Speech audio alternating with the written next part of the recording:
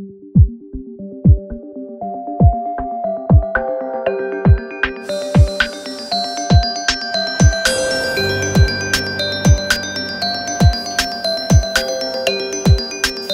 fait des pièces usinées qui sont quasiment microns et qu'on vient assembler dans des pompes qui vont tourner, des pièces statiques, des pièces rotatives.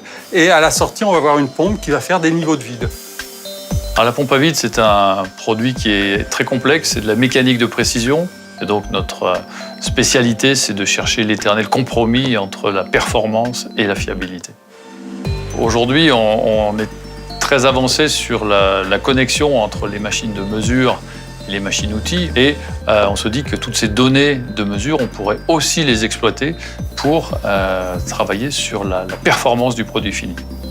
On a à peu près 18 000 mesures de pièces par jour et on a 70 000 mesures de contrôle qualité sortie de nos produits.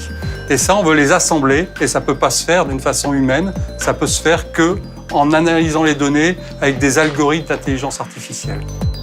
On a fabriqué des voitures avant la data science, on a fabriqué des avions, des fusées, mais on sait qu'on peut aller plus loin en termes de performance en utilisant les données réelles des produits réalisés et en s'attachant aux conditions qui ont permis de les faire fonctionner plutôt qu'aux croyances qui ont été à la base de leur conception. Le terme data science est très très large. C'est pour ça que l'industriel s'y perd. Donc l'idée, c'est effectivement d'essayer de l'aider à se retrouver en formalisant ces aspects-là. C'est un peu ce qu'on cherche avec nos 4 piliers, en disant il y a le côté humain, il y a la gestion, l'organisation des données, il y a le traitement des données et il y a aussi la véracité des données, élément qu'on a peut-être tendance à oublier, mais si vos données sont floues, vous verrez que du bruit, vous ne pourrez pas prendre de décision. Quand on tape sur Google Data Science, par exemple, ou Data Scientist, emploi, il y a des centaines de milliers d'emplois attendus dans ces domaines. On a fait appel à des stagiaires l'année dernière, ce qui nous a ouvert les yeux sur ce qu'était vraiment la data science. Ça nous a ouvert les yeux sur notre manque de compétences. Et aujourd'hui, donc, on travaille avec des intervenants extérieurs sur des sujets de ce type.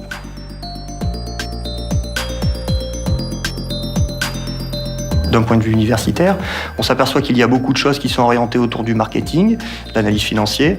Par contre, on s'aperçoit qu'il y a très peu de formations qui sont mises en place pour utiliser toutes ces techniques-là, vraiment pour l'ingénierie. La mise en place de ces nouvelles formations, il y a un vrai potentiel, il y a un vrai marché, et je pense que les industriels attendent avec impatience la sortie de nos premiers étudiants pour recruter et pouvoir répondre en interne aux problématiques qui leur sont posées. C'est pas un besoin ponctuel, c'est pas une action de service ponctuelle, c'est une action long terme. Mais à terme, il faut que l'entreprise, en fonction de ses besoins, mais s'approprie le système et soit autonome sur les points où elle a besoin d'être autonome. Donc effectivement, embauche les compétences nécessaires. Avec un master ou quelque chose qui identifie vraiment la compétence, on pourra s'appuyer sur quelque chose de structuré et d'organisé et choisir un chemin, choisir une direction qui sera clairement identifiée. C'est une formation qui a 2 publics, donc un public d'étudiants en formation que l'on appelle initiale, c'est-à-dire de jeunes ingénieurs lorsqu'ils sont diplômés. Ils auront la possibilité de compléter leur formation par une année donc de master spécialisé, qui les diplômera au niveau Bac+6. Et puis cette formation est aussi destinée à des candidats qui seraient en entreprise, on appelle ça de la formation continue. Et donc ce que l'on a vraiment voulu mettre en avant à travers cette formation, c'est la possibilité d'atteindre ces 2 publics. Pour nous, la data science fait partie des outils d'excellence du futur et c'est pour ça qu'on investit dans ce domaine. Si dès maintenant, on trouvait des compétences par des stages, des alternants, on serait immédiatement preneur. Mais dans le futur, c'est certainement des recrutements dont on aura besoin. On a dès maintenant un certain nombre d'industriels qui se sont déclarés intéressés pour prendre des étudiants en thèse professionnelle et potentiellement pour bien évidemment les embaucher à la suite de cette thèse professionnelle. Donc le marché me semble assez important, mûr, mais en même temps, on est, à mon sens, qu'au démarrage de l'utilisation des data science dans l'industrie.